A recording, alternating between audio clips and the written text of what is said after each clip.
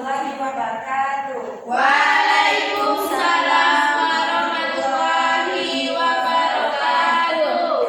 Apa kabarnya anak hari ini? Alhamdulillah luar biasa. Allahu Akbar. Yes. Sebelum mulai kegiatan pembelajaran, sebaiknya kita berdoa dulu ya. Kepada Kak Sofi, saya persilakan untuk doanya Kak Sofi.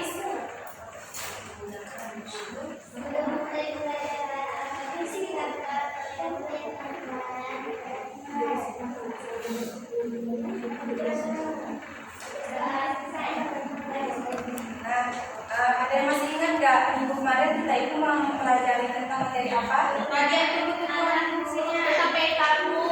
Baik, hari ini kita akan mempelajari tentang keadaan masyarakat di daerah Pulau. Nah, tujuan pembelajaran kita hari ini yaitu ada 4. Yang pertama, peserta didik dapat menunjukkan perbedaan kehidupan masyarakat di daerah tempat tinggalnya dahulu dan kini. Yang kedua, peserta didik dapat mengkorelasi pengaruh geografis dan mata pencaharian dominan yang ada di daerah tempat tinggalnya. Yang ketiga, peserta didik dapat mengidentifikasi dampak dari kehadiran masyarakat pendatang.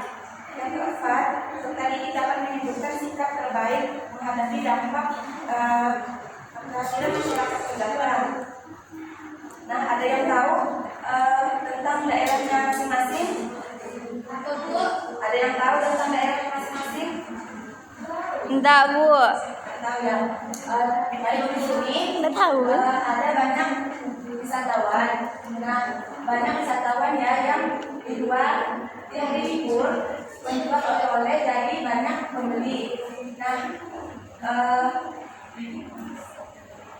ya ini bisa jadi peluang untuk menambah pemasukan masyarakat. Nah, di sini mereka berkomunikasi tentang keadaan masyarakat pendatang. Ternyata perkembangan dan kekayaan alam di suatu daerah membuat orang dari daerah lain datang untuk mencari pekerjaan atau ditugaskan di daerah tersebut.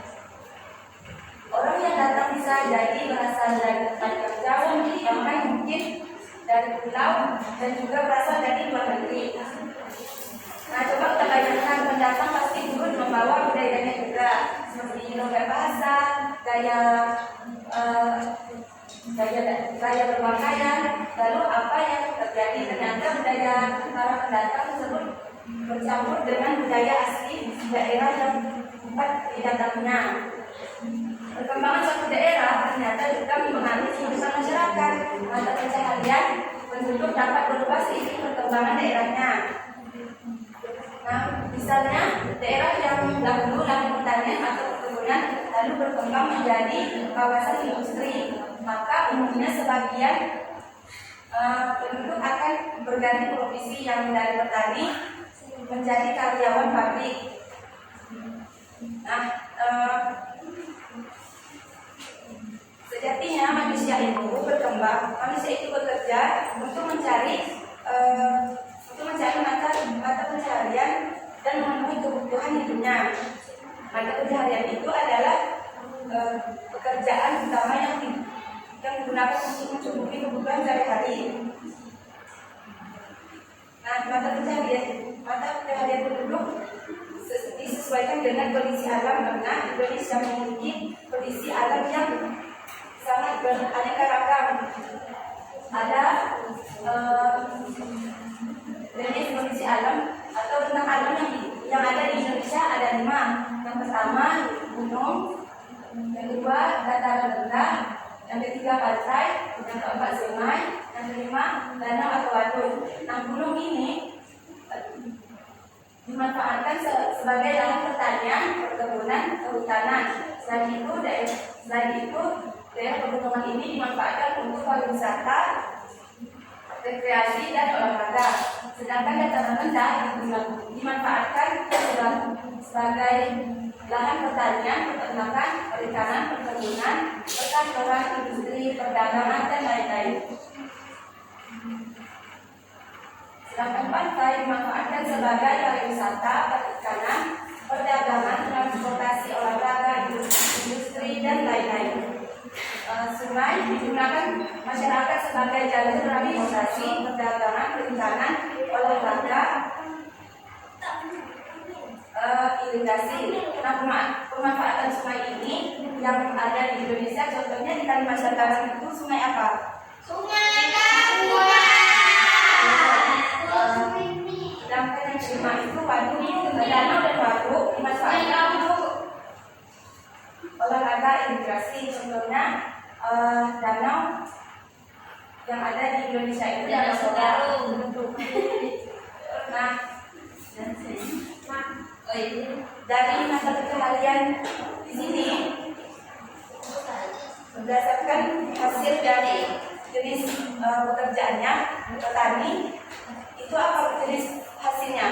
Beras. Hasil pekerjaan petani itu apa hasilnya? Bahan pokok tadi. Jagung, sayur-sayuran. Kalau perikanan Ikan. Kalau jasa jenis Guru. dokter. Nah itu. Nah, anak mata pencaharian apa yang dominan yang ada di daerah kalian? Nelayan. Bisa ini. Apa lagi? Petani. Hasil Sawit. Tempat kami banyak ini ya Bu. seiring dengan banyaknya pendatang yang masuk ke Indonesia, perkembangan daerah pun menjadi banyak terjadi. Ada budaya yang mungkin juga berubah atau mengalami pergeseran seperti gaya berpakaian, gaya bicara, dan gaya hidup masing-masing suatu daerah. Ada dampak positif dan negatif juga datangnya masyarakat pendatang, yaitu dampak positifnya masyarakat akan memilih pola pikir yang lebih maju. Yang kedua itu masyarakat mendapatkan teknologi yang lebih canggih. Nah, dampak negatif dari masyarakat pendatang itu penduduk yang menyempit dan menambahkan dan menimbulkan masalah lingkungan yang kotor. Nah, anak-anak sampai di sini ada yang sudah paham? Paham Bu. Baik ya. Paham semua Bu. Baik, Ibu akan membagi kalian menjadi dua kelompok 1 dan kelompok 2. Dengan waktu 10 menit dari masing-masing kelompok perwakilan untuk presentasi ke depan ya. Ya Bu. Sopi kan sana.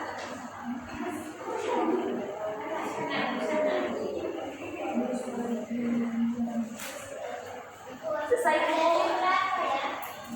Nantinya Bu. Baik, siapa yang sudah selesai? Sopi udah selesai Bu.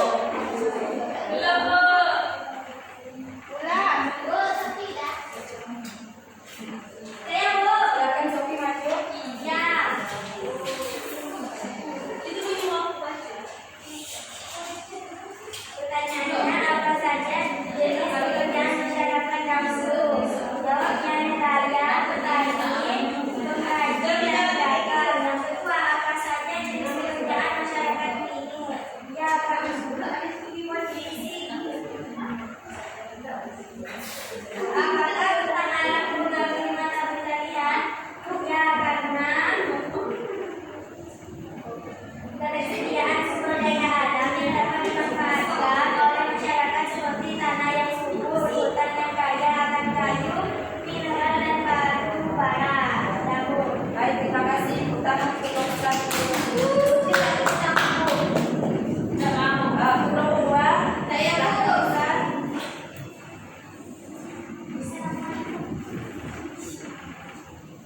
Pertanyaannya, apa saja jenis pekerjaan masyarakat ini? Jawabannya pengembangan perangkat lunak, ilmu data akuntansi, analisis keuangan, dosen, modal pembelajaran pilot dan lain-lain Bu. Baik, baik. Anak-anak, sekian pembelajaran kita hari ini. Apa saja yang kita pelajari hari ini anak-anak, dan kawan-kawan alam atau tentang alam itu ada berapa? Ada Ada 5. data rendah, dataran tinggi, gunung, pantai, sungai. Baik. Sebelum itu, sebelum menutup pembelajaran kita hari ini, alangkah baiknya kita berdoa dulu ya kepada Citra. Saya persilakan doanya. Sebelum pulang, marilah kita berdoa. Berdoa dimulai. Berdoa selesai. Baik. Assalamualaikum warahmatullahi wabarakatuh.